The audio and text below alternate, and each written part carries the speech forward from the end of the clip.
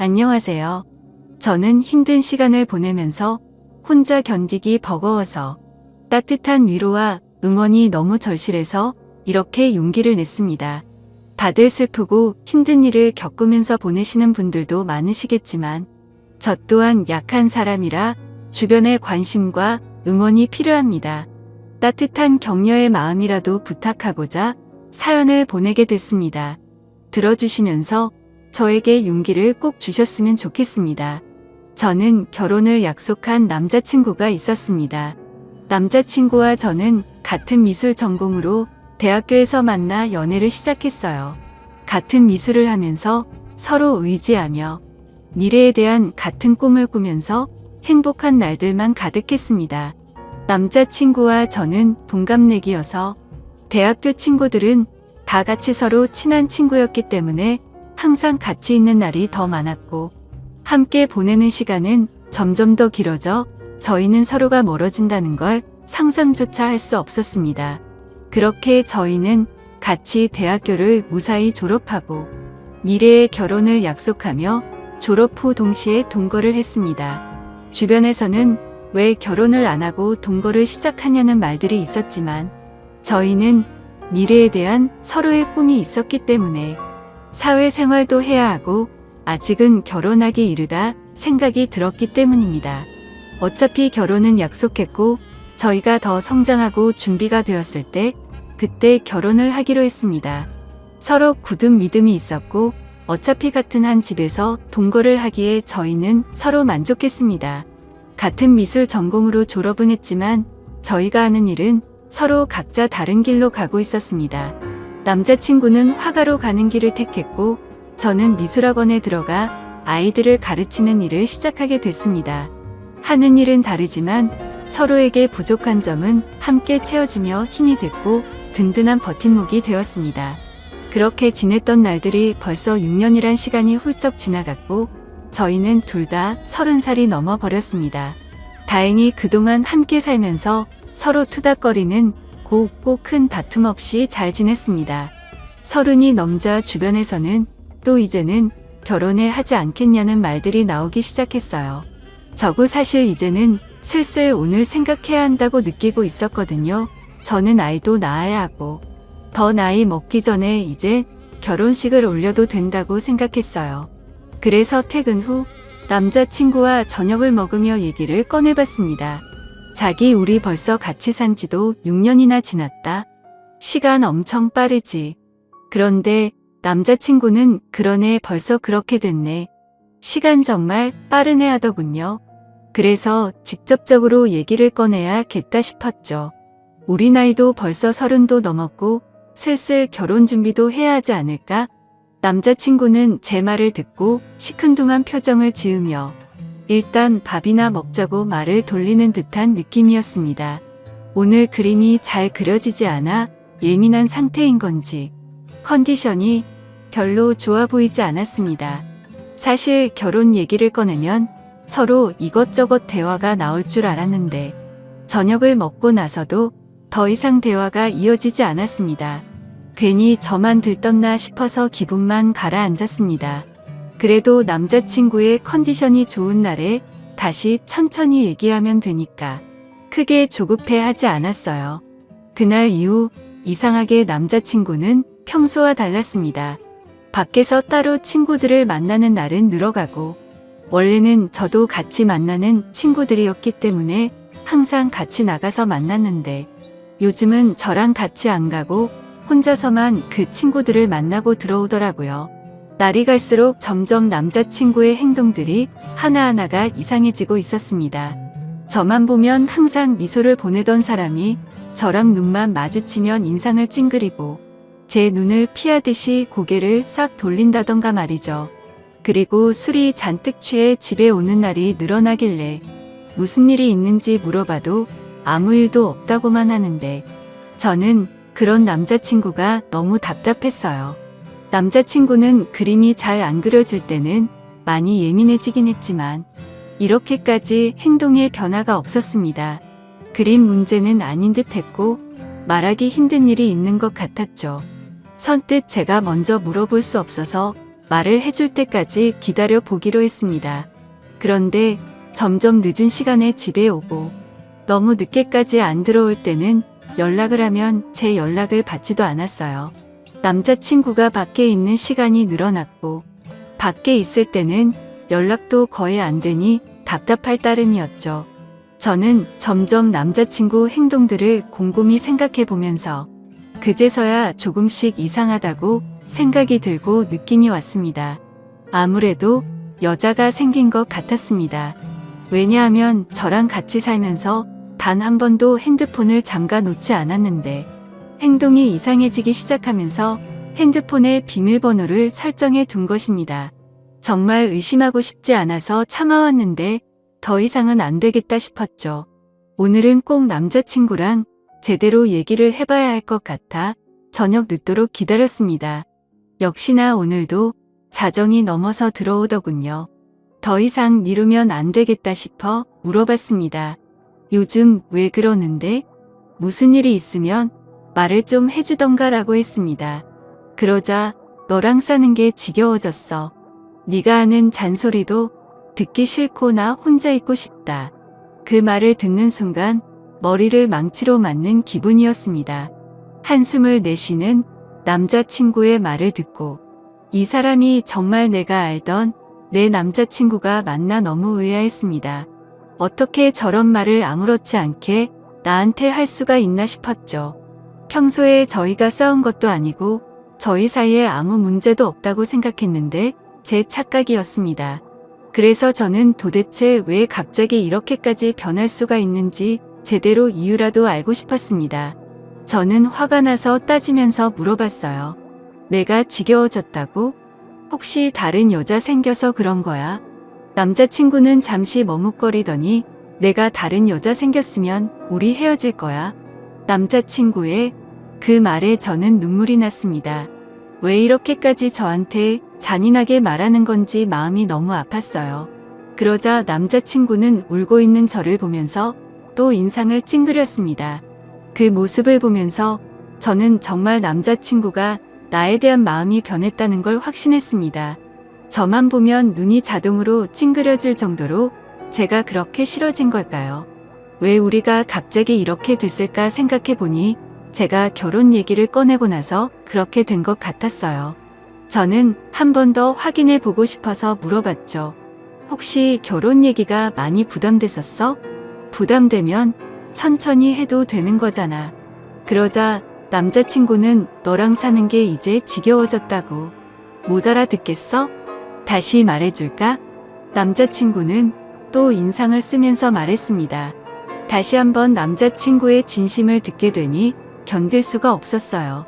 그렇게 며칠이 지나고 한 집에 있는 것도 불편한지 남자친구는 외박을 하는 날도 생겼습니다. 집에 있을 때는 전화가 오면 제 눈치를 한번 보고 나서 자리를 옮겨 전화를 받더라고요. 요즘 남자친구가 만나는 친구들한테 연락해서 왜 저러는 건지 물어보고 싶었지만 친구들이 모를 수도 있는데 제가 괜한 말을 하는 것일 수도 있어서 쉽게 연락을 하지 못했습니다.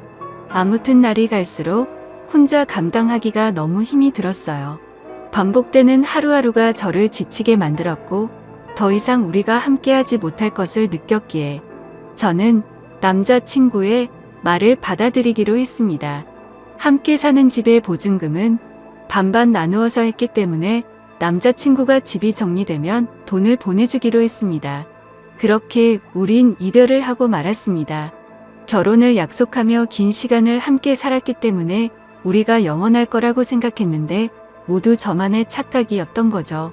이렇게 쉽게 깨질 인연이었는지도 모르고 행복한 미래만 꿈꾸던 저는 마음이 모두 무너져 내렸습니다. 아무것도 손에 잡히지 않아 저는 하던 일도 그만두고 본가로 들어갔습니다. 그리고 얼마 후 보증금의 절반이 제 통장으로 들어왔고 집 정리가 다 끝난 거구나 생각을 했죠. 남자친구와의 긴 추억이 모두 끝나버린 기분이 들었습니다. 몇 날 며칠을 얼마나 울면서 지냈는지 모릅니다. 함께 6년이란 시간 동안 울고 웃으며 부부처럼 살았는데 한순간에 이렇게 끝낼 거라고는 상상조차 하지 못했으니깐요. 그냥 혼인신고만 안 했지 이런 게 이혼이구나 싶었습니다. 남자친구는 아무래도 저랑 살면서 법적으로 결혼까지는 생각하지를 않았구나란 생각이 들었죠. 그래도 남자친구의 마음을 이해는 갔습니다. 살면서 누구나 변할 수는 있다고 생각했으니까요. 그렇게 제 스스로를 위로도 해보고 또 울고 그리워하고 한동안은 그렇게 아무것도 하지 못하면서 반복되는 날들을 보냈습니다. 부모님도 그런 저를 너무 걱정하시고 저도 더 이상 이렇게 지내면 안 될 것 같았죠. 그래서 마음을 다잡고 다른 사람들도 만나며 천천히 앞으로 나아가고 있었습니다. 그렇게 몇 개월이 지나고 시간이 참 빨리 흐르는 듯한 느낌이었습니다. 대학교 친구들은 저랑 남자친구 모두 같은 친구들이었기 때문에 그동안 연락을 못하고 지냈지만 저는 이제 신경 쓰지 않으려고 노력하며 다시 친구들에게 연락을 했습니다. 저희가 헤어진 것을 알기 때문에 아마 친구들도 서로의 친구다 보니 먼저 저에게 연락하기 힘들다는 것을 알기 때문에 기다려준 친구들에게 너무 미안하고 고마웠습니다. 역시 친구들은 예전처럼 저를 반갑게 맞이해 주었습니다. 그러다 한 친구가 헤어진 남자친구의 소식을 알고 있냐면서 요즘 작품 개인전을 열고 있다면서 잘 지내는 것 같다면서 얘기를 해주더라고요. 사실 많이 궁금해하며 지냈습니다. 그림은 계속 그리는지 나 말고 딴 여자를 만나서 결혼을 했는지 말이죠. 믿고 원망하면서도 항상 궁금했으니까요. 아무튼 그래서 개인전을 하고 있다는 말을 듣고 고민이 많았습니다. 어떤 그림을 그렸을지 단순한 궁금증인지 내가 아직 미련을 못 버리고 그를 그리워하는 건지 제 마음을 확인해 보고 싶었습니다. 그래서 저는 친구와 함께 그의 개인전을 찾아갔습니다. 도착해서 들어가는 계단에 올라갔다 내려갔다 몇 번을 반복하고 숨을 들여 마셨다 내뱉었다를 몇 번을 반복했는지 모릅니다. 친구는 그런 저를 보고는 못 들어가겠으면 들어가지 말자고 했지만 저는 이왕 여기까지 온 거 그림이라도 보고 가자고 다시 한번 마음을 다잡고 용기를 내서 들어갔습니다. 유명한 화가가 아니기에 위층으로 올라가 보니 규모가 크지 않은 아담한 공간이었습니다. 저는 첫 번째 그림부터 순서대로 그림을 보기 시작했습니다. 첫 번째 그림을 보면서 저는 마음속에 무언가 설레는 듯한 느낌과 따뜻한 느낌을 받았습니다. 전 남자친구가 지금 새로 만나는 여자와 행복하게 잘 지내고 있다는 걸 표현한 듯한 추상적인 느낌이었고 저도 모르게 그림의 매력에 빠져서 보고 있었습니다. 친구가 옆에서 작품 설명 좀 읽어보라고 재촉을 해서 읽어보고서 저는 크게 놀랄 수밖에 없었습니다. 작품 설명에는 대학교를 다니고 있는 시점에 첫 연애를 하며 느꼈던 감정을 표현했다라는 추상화 설명인데 왜 이 작품에 저와 연애를 시작했을 때 마음을 표현한 건지 지금 다른 여자 만나면서 어떻게 이런 작품을 그린 것도 모자라 이런 설명까지 해놨다는 것에 도저히 이해가 되지 않았습니다. 도대체 무슨 생각으로 헤어진 저와의 추억을 다시 그림으로 그린 것인지 혹시나 하는 마음에 두 번째 그림을 보고 작품 설명을 읽어봤죠. 역시나 저와 있었던 지난 추억을 또 그림으로 표현하고 설명까지 돼 있었습니다. 점점 전 남자친구가 무슨 생각으로 이랬을까 궁금해졌습니다. 개인전인데 왜 굳이 헤어진 나와의 추억을 전시를 해놓았을까? 그림을 보면 볼수록 더 마음이 복잡해졌죠. 그리고 또 다음 그림들을 보는데 뭔가 마음이 무거운 듯한 느낌의 그림이었습니다. 왜 그림을 이렇게 표현했을까? 설명을 읽고 보니 저와 헤어지고 본인의 마음이 적혀 있더라고요. 저는 더욱 그를 이해할 수가 없었습니다. 왜냐하면 분명히 본인이 헤어지자고 요구를 했고 제가 질린다면서 저랑은 더 이상 같이 살기 싫다고 저를 억지로 밀어낸 것도 그였기 때문에 정말 모순이라고밖에 느낄 수 없었습니다. 대체 그는 무슨 생각인 걸까? 왜 이런 그림을 그리고 왜 나와의 일을 표현했고 설명까지 내가 그림들을 봐주기를 원했던 건지 이걸 보고 나보고 대체 무슨 생각을 하라는 건지 머릿속이 점점 복잡해져만 갔습니다. 계속 작품들을 보면서 마음이 아팠고 그러다 마지막 그림을 보는데 뭔가 잘못된 느낌이었습니다. 왜냐하면 그림이 아닌 새하얀 백지였기 때문입니다. 실수가 있었던 건지 아니면 의도적으로 백지를 걸어둔 건지 저는 설명을 읽어보고서 알 수 있었습니다. 말없이 눈물이 흐르다가 어느새 저는 점점 소리를 내서 울 수밖에 없었습니다. 설명을 읽어보니 그는 점점 시간이 흐르면서 시력을 잃어갔고 실명이 된 것이었습니다. 그는 실명이 되기 전에 저의 추억을 그림으로 남기기 위해서 시력을 잃어가면서도 밤새도록 그림을 그렸던 것이었죠. 저는 한없이 울면서 그를 당장 만나고 싶었습니다. 그래서 무작정 그에게 전화를 걸어봤지만 없는 번호라는 음성이 흘러나왔죠. 저는 지금 만나지 못하면 영영 그를 못 볼 것 같은 기분에 친구에게 그를 찾아달라고 지금 만나지 않으면 정말 미쳐버릴 것만 같다고 붙잡고 마구 울었습니다. 대학교 때부터 다 같은 친구였기 때문에 옆에 있는 친구는 연락이 되는 모든 친구들에게 그의 전화번호를 물어봤습니다. 그중 그와 연락이 되는 친구는 단 한 명이었습니다. 그래서 그 친구는 우리가 개인전에 와 있다는 얘기를 듣고서 잠시 머뭇거리다 번호를 어렵게 불러주기 시작했습니다. 저는 친구에게 내 얘기하지 말고 나 대신 통화를 해서 만날 약속을 잡고 알려달라고 얘기했습니다. 그렇게 친구는 그와 약속 장소를 정하고 제가 그곳으로 갔습니다. 근데 장소는 그와 제가 살았던 그 집 근처 동네 카페였습니다. 왜 굳이 이쪽 동네에서 약속 장소를 정했는지 이상했습니다. 일단 그가 있는 카페로 들어갔고 구석자리에 많이 수척해진 그가 보이더군요.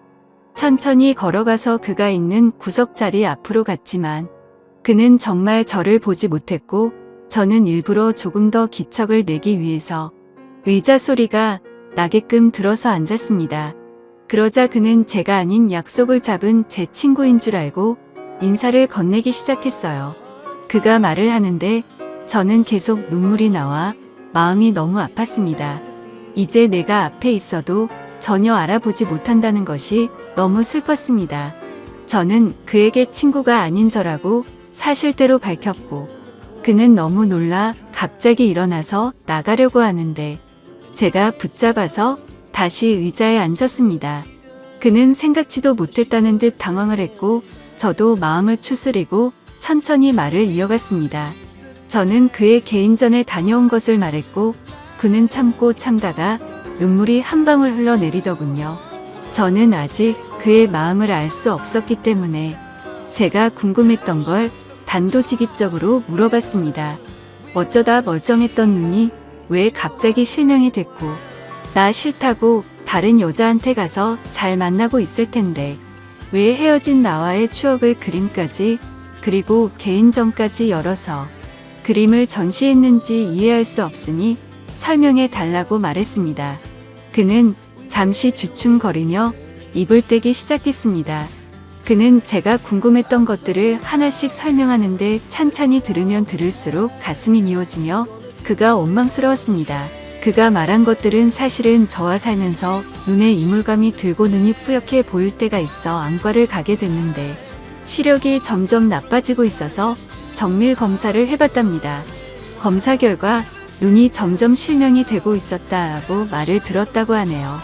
수술조차 할 수 없을 정도로 진행이 빠르게 되고 있던 시점에 제가 결혼 얘기를 꺼내었고 그때부터 그는 자기는 곧 실명이 될 텐데 저랑 결혼까지 하면 제가 그의 옆에서 얼마나 고생을 할지 뻔히 보여서 결혼 얘기에 그렇게 반응을 한 것이라고 말해주더군요.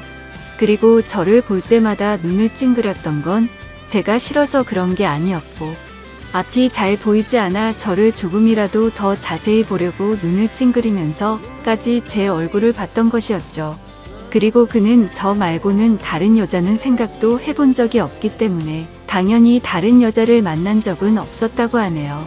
제 남은 인생을 불행하게 만들지 않겠다는 그의 생각으로 인해 거짓말로 제가 질렸다고 했고 싫어졌다면서 다른 여자가 생긴 듯한 뉘앙스를 풍기면서 제가 의심하기를 원했다고 합니다. 그래서 제가 먼저 떠나기를 바랬던 건데 하나하나 그의 얘기를 들으면서 그때 생각을 해보니 정말 저는 그에게 너무 무관심했구나 느꼈죠. 정작 옆에 같이 사는 나는 왜 그가 눈이 잘 안 보이는 것조차 눈치채지 못했을까? 제 자신이 너무 원망스러웠습니다. 제가 진작 눈치라도 챘다면 이렇게 허망하게 그와 헤어질 일도 없었을 텐데 싶었죠.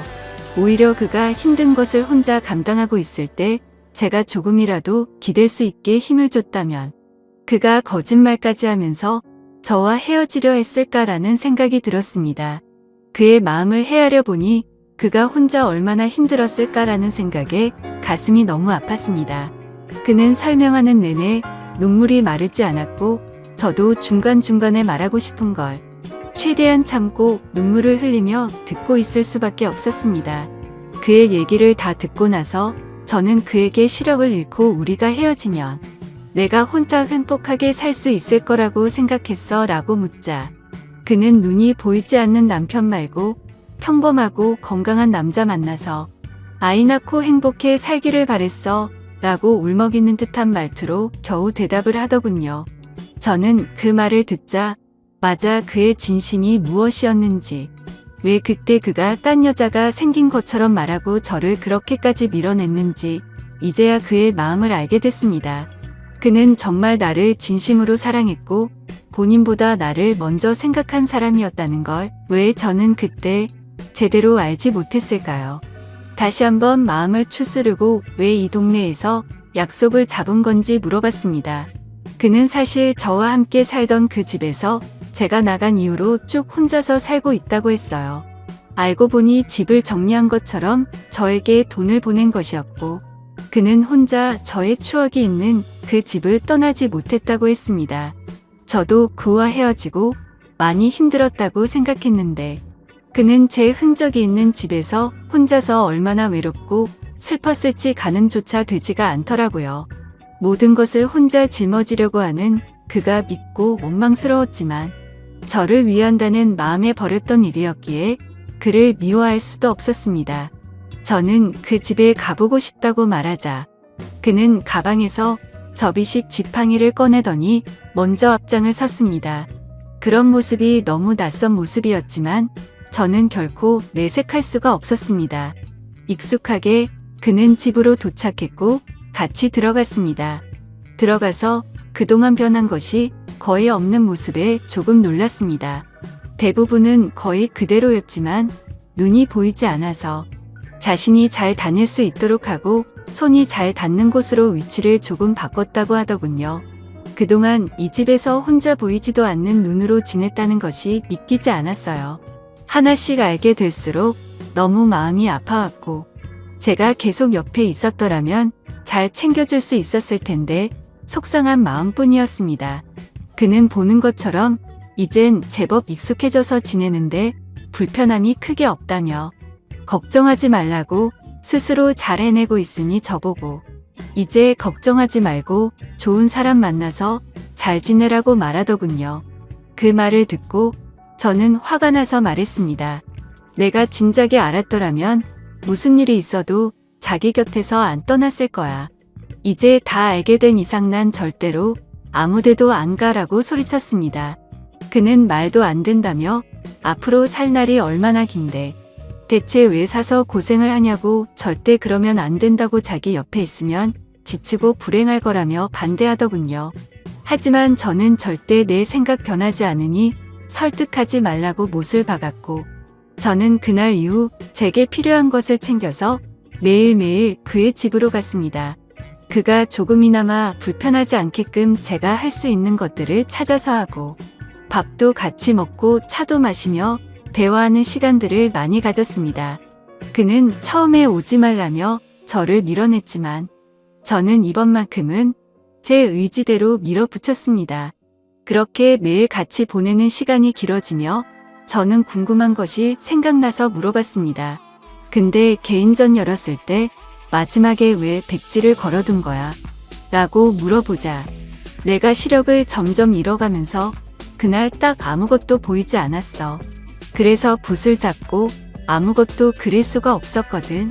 그 말을 듣고 그때 그의 심정이 어땠을지 생각하면서 정말 마음이 아파서 눈물이 나올 것 같았습니다.